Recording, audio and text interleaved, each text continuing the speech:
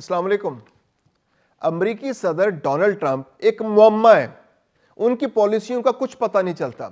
आज वो कहते हैं एक बात तो अगले दिन दूसरी बात कह देते हैं। कभी कहते हैं कि मैं ईरान पर हमला करूंगा, ईरान की हुकूमत का खात्मा कर दूंगा, वहां पर जो हुक्मरान तबका है उसको हटाए बगैर वहां पर मैं उस वक्त तक पीछे नहीं हटूंगा, मैं वहां के लोगों को सपोर्ट करूंगा, वहां होने वाले मुजाहिरीन जाके इमारतों पर कब्जे कर लें और हम उनकी मदद को आ रहे हैं, वो हिम्मत ना आ रहे हैं, हम उनके पीछे मौजूद हैं और जैसे ही वो इमारतों पर कब्जा करेंगे हम भी उनकी मदद को पहुंच जाएंगे। और अब अचानक डोनाल्ड ट्रंप का मूड बदल गया।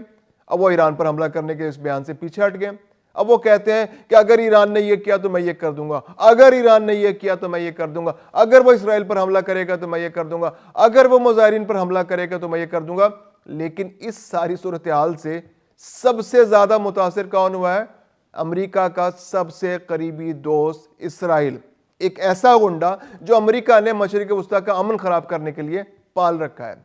इसराइल ने पहले तो अमेरिका को मशवरा दिया कि जनाब अभी एक जंग से हम निकले हैं तो आप एक और जंग की तरफ जाने वाले हैं, तो आप हमें इस जंग में मत उलझाएं, जंग में हमारा अच्छा खासा नुकसान होता है, आप तो हमला करके वापस चले जाएंगे और हम इस जंग से निपटते रहेंगे। दूसरी जानिब सऊदी अरब और तुर्की और कतर ने भी समझाया कि इस जंग में ना पड़े, इस जंग की वजह से पूरा खित्ता जंग से मुतासर हो जाएगा, आप तो हमला करके चले जाएंगे, उसके असरात फिर आने वाले कई सालों तक इस खित्ते को भुगतने पड़ेंगे। अमेरिका को यह बात समझ आ गई। लेकिन ईरान को आपने जो छेड़ दिया है उससे सूरत हाल तो ऑलरेडी कशीदा हो चुकी है। मुज़ाकरात जो मुजाहिरीन है उनको आपने इतना ज्यादा बढ़ावा दिया है कि अब वो ईरान के लिए एक थ्रेट बन गए हैं। मुजाहिरीन पे गिरफ्तार हुए, मुजाहिरीन को में से कुछ मारे भी गए, सिक्योरिटी फोर्सेस के भी लोग मारे गए और सबसे बड़ा खतरा इस वक्त इसराइल के लिए बन गया है। अब इसराइल की यह मजबूरी बन गई है कि उसने हर वक्त अपने मुल्क के अंदर हाई अलर्ट रखना है, क्योंकि ये जो ईरान को अमेरिका ने छेड़ा, जो उसको धमकियां दी, उसके बाद एक बार फिर ईरान अपने मिसाइल प्रोग्राम पर, ईरान अपने ड्रोन प्रोग्राम पर और ईरान अपने जोहरी तवानाई के प्रोग्राम पर तवज्जो देने पर मजबूर हो गया है। इत्तलात यह है कि ईरान के अंदर जो मिसाइल की तैयारी है उसका अमल बहुत तेज कर दिया गया है। जो उसके मुस्तकीम मिसाइल है, जो उसका इमाद मिसाइल है, शहाब मिसाइल है, इसके अलावा गदर मिसाइल है, इनकी तैयारी बहुत तेजी से जारी है। 1000 से लेकर कई हजार तक मिसाइल उनके पास मौजूद है और उनकी तैयारी मजीद तेज कर दी गई है, क्योंकि यही एक ऐसा हमले का तरीकाकार उनके पास मौजूद है। और ड्रोन्स जो उनके पास ड्रोन्स हैं, शहीद 129 है, शहीद 136 है, कमान 122 है और इसके अलावा भी उनके पास ड्रोन्स हैं जो बहुत हाईटेक ड्रोन्स हैं, जो परवाज करके इसराइल तक जा सकते हैं, जो इसराइल की तस्वीरें खींचकर दुनिया को दिखा भी चुके हैं कि वो ईरान से उड़कर गए और वहां पर जाकर इसराइल में जाकर उन्होंने इसराइली मुख्तलिफ तंसीबात की तस्वीरें खींची और दुनिया से शेयर की। और जो मिसाइल प्रोग्राम है वो इतना शदीद और इतना मुनज़्ज़म है और मिसाइलों की तादाद इतनी ज़्यादा है कि जो इसराइल का जो एयर डिफेंस सिस्टम है, जो उनका आयरन डूम है, जो डेविड स्लिंग है और इसके अलावा जो एरो निज़ाम है उनका, इन तीनों निज़ाम को, जो 3 लेयर्स हैं, जो 3 तह वाला निज़ाम है, उसको तबाह करके उसमें से इसराइल को नुकसान पहुंचाने की सलाहियत रखता है। ईरान के पास हल इस मसले का यह है कि वो एक वक्त में इतनी बड़ी तादाद में मिसाइल चलाए, एक फुल फ्लैज वॉर जो है इंपोज करे इसराइल के ऊपर, कि उस वॉर के जरिए ये मिसाइल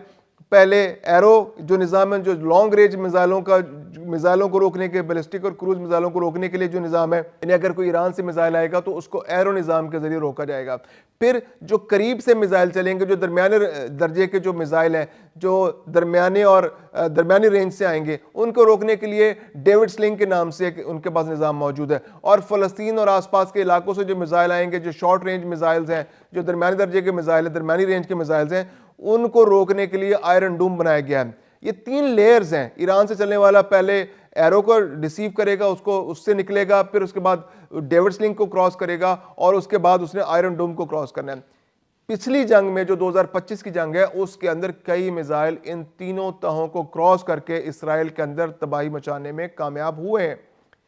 क्या स्ट्रेटजी थी कि उन्होंने इतने ज्यादा मिसाइल चलाए, इतने ज्यादा ड्रोन्स चलाए कि उन्होंने इन तीनों निज़ामों पर इतना प्रेशर बिल्ड कर दिया कि वो उस प्रेशर को बर्दाश्त नहीं कर पाए और उनमें से बहुत सारे मिसाइल अपने अहदाफ पर जाकर निशाने पर लगे और उन्होंने काफ़ी नुकसान पहुंचाया और उसके असरात आज तक इसराइल के अंदर मौजूद हैं। उनके अवाम में खौफ और रास मौजूद है, वो अब एक और जंग के मुताबिल नहीं हो सकते। और ईरान जंग के बाद इसराइल से बहुत बड़ी तादाद में शहरी, एक अंदाजे के मुताबिक 1.5 लाख से 2 लाख इसराइली शहरी इसराइल से निकल कर दुनिया के दूसरे मुल्कों में जा बसे हैं। तो ये एक बहुत बड़ी थ्रेट है जो इस वक्त इसराइल के ऊपर है। इसराइल हाई अलर्ट है, अगरचे उनका जो वज़ीर आज़म है जो वहां पर ज़बरदस्ती हुकूमत बनाए बैठा है, जो अपनी हुकूमत को तूल देने के लिए बेंजामिन नेतन्याहू, वो वहां पर यह तासुर दे रहा है कि हम जहालत जंग में, और वो इस जंग को इस्तेमाल करके अपने इक़्तिदार को तूल दे रहा है। उसने कहा जी कि हम इस जंग का मौसर अंदाज में हर तरीके से जवाब देंगे, हमारी सलाहियतें बिल्कुल एक्टिव हैं और हमारे तमाम जो एयर डिफेंस सिस्टम है वो मौजूद है, हम हर तरह से इसका मौसर जवाब देंगे। इसके अलावा जो उनकी एयरफोर्स है उसको भी इंतहाई हाई अलर्ट कर दिया गया है। नेवी इंतहाई हाई अलर्ट पे है कि किसी भी मुमकिन हमले को ईरान से, अच्छा ईरान का मामला यह है कि ईरान के पास ना सिर्फ ईरान की अपनी फौज है, ईरान के अपने मिसाइल हैं, ईरान के अपने टेक्नोलॉजीज हैं, जो ड्रोन टेक्नोलॉजी है। इसके अलावा ईरान के मुख्तलिफ ग्रुप्स हैं जो आसपास के इलाके में इसराइल के अंदर, इसराइल के आसपास के इलाकों में मौजूद है। लबनान में हिजबुल्लाह ग्रुप मौजूद है, यमन में जो है हौसियों का ग्रुप मौजूद है। इसके अलावा उसकी मुख्तलिफ प्रॉक्सीज हैं, शाम के अंदर उसकी अपनी अलहदा प्रॉक्सीज हैं, ज़ेनबून और इस नाम से मुख्तलिफ प्रॉक्सीज उनकी मौजूद है। तो ये खदशा भी इसराइल के लिए मौजूद है कि अगर ईरान के साथ उसकी फुल फ्लैश जंग होती है, क्योंकि ईरान पर जब पिछला हमला था तो ईरान एक्सपेक्ट नहीं कर रहा था इस हमले को, और ईरान उस वक्त मुश्किलात से दो चार था, उसके पहले ही लीडरशिप को मार दिया गया था, तो उस लीडरशिप के मरने के बाद वो उस तरह से रिएक्ट नहीं कर सका। लेकिन इस बार ईरान की तैयारी पहले से बहुत बेहतर है। तो इसराइल इस बार खौफजदा है कि अमेरिका जो पहले हमला करना चाह रहा था वो हमले से हट गया, तो डोनाल्ड ट्रंप जो है अपने ज़बान के जो वक्ती तौर पे प्रेशर डालने के लिए या अपने वक्ती फ़वाइद हासिल करने के लिए पूरे खित्ते को कशीदगी में डालकर चले गए। अब इसराइल को बहुत अरसे तक हाई अलर्ट रहना पड़ेगा, आयरन डोम को भी एक्टिव रखना पड़ेगा, डेविड स्लिंग को भी एक्टिव रखना पड़ेगा, एरो सिस्टम है उसको भी एक्टिव रखना पड़ेगा, नेवी भी हाई अलर्ट पे रहेगी, एयरफोर्स भी हाई अलर्ट पे रहेगी, ज़मीनी फौज भी हाई अलर्ट पे रहेगी, और पूरे का पूरा मुल्क हालत जंग में रहेगा। दूसरी जानिब इस मौके पर ईरान को एक और जवाब मिल गया है कि वो अपनी दफाई सलाहियत को बढ़ाए, वो अपनी हमला करने की सलाहियत को भी बढ़ाए, वो अपनी मिसाइल टेक्नोलॉजी को बढ़ाए। और फिर डिप्लोमेटिक फ्रंट पर ईरान को बहुत ज़्यादा सपोर्ट ये मिली है कि खलीजी ममालिक जो पहले उसके खिलाफ आया करते थे, तुर्की के उसके बारे में खदशात थे,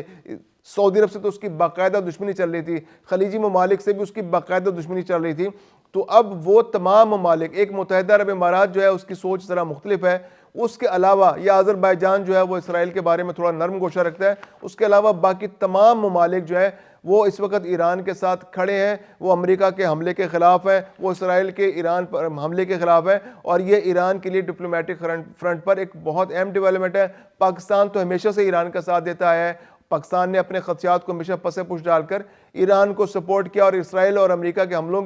के मौजूदगी में भी, हालांकि पाकिस्तान के बहुत अच्छे डिप्लोमेटिक टाइज अमेरिका के साथ चल रहे हैं, लेकिन पाकिस्तान का मौक़िफ़ असूली था और उसने ईरान पर होने वाली मुदाखलत की पुरजोर अल्फाज में मज़म्मत की थी और हर फोरम पर ईरान का साथ दिया था।